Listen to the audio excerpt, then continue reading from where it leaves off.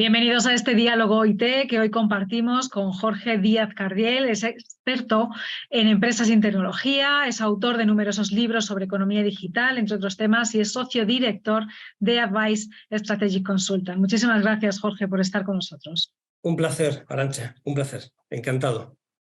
Jorge, hoy vamos a hablar de inteligencia artificial. Es un término que hace ya unos años, unas décadas, solamente estaba en la imaginación, en las películas de ciencia ficción, en algunos escritos, pero que hoy ya es una realidad que se está viendo en las empresas y en la vida de las personas. Tú acabas de escribir precisamente un informe para nuestra editorial IT Digital Media Group titulado Guía 360 de la inteligencia artificial. Y es que la inteligencia artificial lo está tocando todo. ¿Cuáles son los principales ámbitos, según tu punto de vista, en los que está teniendo mayor impacto? A día de hoy, por tanto, a mediados del año 2023, cabría hablar, por un lado, de aquellos que crean la inteligencia artificial, que la generan y la venden, y por tanto del sector tecnológico, en sentido amplio, con los segmentos que lo componen, que sin lugar a dudas, a día de hoy están saliendo muy bien parados del lanzamiento, cuando menos de un tipo de inteligencia artificial que se ha dado en llamar la inteligencia artificial generativa. Por el otro lado, por el lado de la demanda de aquellos que compran servicios o productos tecnológicos, cabe decir que a día de hoy esa inteligencia artificial está siendo aplicada con éxito en ámbitos tan distintos como los servicios, la banca, el retail, la distribución, grandes empresas de alimentación, logística, toda la cadena de suministro, el comercio electrónico. Entonces, vemos que hay un equilibrio a día de hoy entre, por un lado, el sector tecnológico que en su conjunto lanza la inteligencia artificial embebida en cada uno de sus productos y servicios, según el segmento del sector de que se trate, y por parte de la demanda, las grandes empresas, sobre todo, que son las que más dispuestas están a comprar a día de hoy inteligencia artificial o tecnologías de la información, pero dentro de ellas la inteligencia artificial, y vemos pues numerosos casos de éxito, ¿no? Como digo, en bancas, seguros, retail, distribución, las propias empresas tecnológicas, operadoras de telecomunicaciones, etcétera. Efectivamente, precisamente en el informe mencionas a compañías como IBM, Oracle, Salesforce, Nvidia. A tu juicio, ¿cuál te parece que es la compañía que mejor está sabiendo aprovechar esas capacidades de la inteligencia artificial para generar negocio y para también generar nuevos servicios? Pues para mí es imposible decir una única empresa. ¿Por qué? Porque distingo entre varios campos de la realidad o objeto de análisis. Por un lado, hay dos compañías. Primero, Microsoft, que tiene su propia inteligencia artificial generativa, que se llama Copilot, que ha integrado en su buscador, en Bing, y que se ha aliado con una empresa llamada OpenAI, empresa que fundaron dos caballeros, Sam Altman, entonces desconocido, en 2016, hoy muy conocido, y alguien que sí es muy conocido, que es Elon Musk, que en el año 2016, junto con Sam Altman, pues se lanzó a la aventura de crear esta empresa OpenAI de inteligencia artificial, que está vinculada a Microsoft, vinculada porque Microsoft ha invertido 10.000 millones de dólares en ella. ¿Qué ha conseguido Microsoft? Cuando menos que se hable de su empresa, que se hable de esa tecnología, y que una tecnología de la información como es la inteligencia artificial, que seguramente era desconocida por la mayoría de la población, de la sociedad, pero que sí era ámbito de estudio por parte de los expertos, tanto tecnólogos como académicos, hoy sea algo muy conocido. Google es una empresa que lleva 2 décadas trabajando en inteligencia artificial. Y digo inteligencia artificial general, así llamada, es decir, no una específica o un tipo específico de inteligencia artificial como pudiera ser la inteligencia artificial generativa, que es la que ha lanzado Microsoft tan exitosamente, por los famosos chatbots, ChatGPT, sino la inteligencia artificial general, que es aplicable a prácticamente casi cualquier función que pudiera realizar una persona, tanto si es manual como si es intelectual.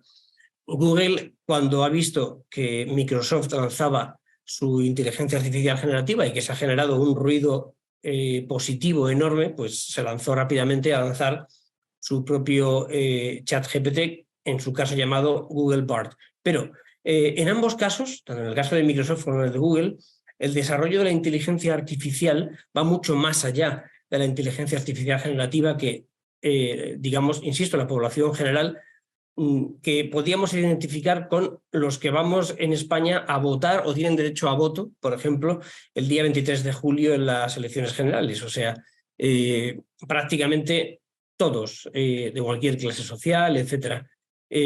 Dado que la penetración de Internet y de las tecnologías de la información, cuando menos los ordenadores, tabletas, teléfonos móviles inteligentes en España, es muy elevada, está por encima del 80%, pues al final ese tipo de inteligencia artificial generativa está siendo utilizada por unos y otros, pero para cuestiones muy simples a día de hoy. Si hablásemos del sector tecnológico en sentido amplio, habría que ir segmento por segmento y destacar empresas concretas que están alcanzando grandes logros en sus respectivos mercados. Porque ¿de qué dimensiones de ese mercado estamos hablando? ¿Cuál es el impacto económico que está teniendo la inteligencia artificial? Bien, habría que distinguir entre el impacto económico que genera la inteligencia artificial generativa, de la que acabamos de hablar, que básicamente lo que hace es crear contenido en forma de texto, en forma de fotografía, en forma de vídeos, y que viene muy bien, entre comillas, pues a ciertas profesiones. Por ejemplo, el mundo del marketing a día de hoy aparentemente viene muy bien. Hago un paréntesis, en cambio los guionistas de Hollywood o medios de comunicación, por no hablar de España, de Estados Unidos muy importantes, pues están negociando con las empresas tecnológicas que, bien aquellos que hacen los guiones de las películas de Hollywood o aquellos que escriben en periódicos como el New York Times, Washington Post o Wall Street Journal, no pierdan su puesto de trabajo porque se utilice una inteligencia artificial que puede, en cuestión de nanosegundos, obtener muchísima información de muchas fuentes y elaborar un texto que tenga sentido. Claro, aquí entraríamos en el debate de si la inteligencia artificial es buena o mala y si es utilizada para el bien o para el mal. ¿De quién? Pues de la humanidad, de aquellos que la han creado. Por eso no me extraña que Sam Altman, uno de los dos fundadores de OpenAI, haya sacado a colación primero ante el Congreso en Estados Unidos y después en un tour en Europa para verse con primeros ministros y presidentes de gobierno, haya sacado a colación esa dicotomía entre, por un lado, la inteligencia artificial generativa y la inteligencia artificial general pueden ser muy buenas, incluso, dijo él, para acabar con la pobreza en el mundo. Y uno dice, caramba, pues sería un gran logro. Pero al mismo tiempo el tipo añade, pero también podría tener la capacidad de destrozar, de aniquilar, de extinguir, dice él, la humanidad. Dicho lo cual, la inteligencia artificial generativa generaría, perdón por la redundancia, en torno a 2.6, 3.3 billones de dólares, que traducido sería, grosso modo, 3 veces el Producto Interior Bruto español en un año. En cambio, la inteligencia artificial general, que por tanto se sale de la generativa y que ya incluye a muchos jugadores en el mercado, a todos esos que ha dicho usted, a IBM, a Salesforce, a HPE, a SAP, en fin, a la propia Apple, Google, Meta, ya estamos hablando de todo el sector tecnológico en cada uno de sus segmentos, servicios. Pues usted y yo estamos hablando ahora a través de una herramienta, en este caso Zoom, pero hay otra parecida de Cisco, Webex, muy similares, donde Cisco ya ha embebido su inteligencia artificial generativa en Webex, pero Salesforce lo ha hecho en su CRM nativo en cloud, con lo cual, quien más, quien menos, por no decir todos, están invirtiendo en introducir la inteligencia artificial generativa en sus productos y servicios. Eso, tomando todo el sector tecnológico en su conjunto, generaría, grosso modo, según hemos publicado en el informe de Advice para IT Digital Media Group, en torno a 16, 17 billones de dólares, que sería, por poner en contexto, lo equivalente al todo el Producto Interior Bruto de Estados Unidos actual. Ese sería un posible impacto económico, vías aumentos de productividad, de competitividad, que, dicho sea de paso, no es descabellado, porque si miramos todos los premios Nobel de economía que ha habido desde mediados de los años 80 del siglo pasado hasta el día de hoy, vemos que una gran parte de ellos están asociados a las mediciones empíricas, tangibles, que tienen las tecnologías de la información aplicadas a la vida de la empresa o a la economía. Y la inteligencia artificial posiblemente sea el tipo de tecnología de la información que, subsumiendo a todas las demás, a todas las tecnologías que tienen que ver con la transformación digital y, por tanto, la ciberseguridad, por tanto, Big Data, por tanto, blockchain, Web3, metaverso, etcétera, las subsume, las asume, las hace propias y es capaz, efectivamente, de transformar la economía. Ojo, que como el propio World Economic Forum o el Fondo Monetario Internacional o grandes bancos como Goldman Sachs y JP Morgan, pues han hecho cálculos que entre todos ellos dicen las mismas cifras, y es que el primer impacto negativo en este caso, de la aplicación en el mundo de la empresa y la economía de la inteligencia artificial sería 300 millones de parados, o mejor dicho, 300 millones de personas que perderían su empleo. Y iba a decir, entre comillas, lo peor de todo es que se trataría de profesionales que, como el ejemplo que he puesto antes de periodistas de Estados Unidos o de guionistas de Hollywood, no estamos hablando de trabajadores que se partan la espalda poniendo ladrillos, sino de empleos que tienen que ver con la economía del conocimiento. Entonces, de esos otros trabajadores habría que referir a la robótica, donde ya vemos en grandes almacenes, en la logística, en supply chain management, cómo los robots a día de hoy sustituyen a miles de empleados en grandes almacenes, donde Amazon, por ejemplo, en Estados Unidos y en otros muchos sitios, pues para gestionar cientos de miles de pedidos todos los días con eficacia y con rapidez, tiene que acudir a robots más o menos inteligentes, ¿no? Entonces, digamos que el impacto económico existe, tiene una parte positiva en forma de contribución al Producto Interior Bruto, como hemos dicho antes, también en cuanto a aumentos de productividad y de competitividad empresariales, y en segundo lugar, el impacto que tiene en el empleo. Todo esto, obviamente, al menos para nosotros es obvio, tiene implicaciones éticas y que deben ser resueltas y no, digamos, lanzarse a la buena de Dios en manos de la inteligencia artificial tal cual. Eso sería una frivolidad. Efectivamente, habrá que medir ese impacto también ético de la inteligencia artificial, pero la verdad es que el futuro parece que se orienta en ese sentido, ¿no? Has estado hablando precisamente antes de la IA generativa, esa generadora de contenidos. ¿Va a ser este tipo de inteligencia artificial el futuro? Y en general, ¿hacia dónde se dirige esta IA? Pues yo creo que la inteligencia artificial generativa es la punta de lanza de la inteligencia artificial. Para empezar, recordemos que hace escasamente 6 meses, 9 meses, nos encontrábamos con que todos los días los medios de comunicación estaban titulando en primera página o en portada de las revistas de cualquier formato, prensa, radio, televisión, internet, estaban hablando de los despidos que había en las tecnológicas.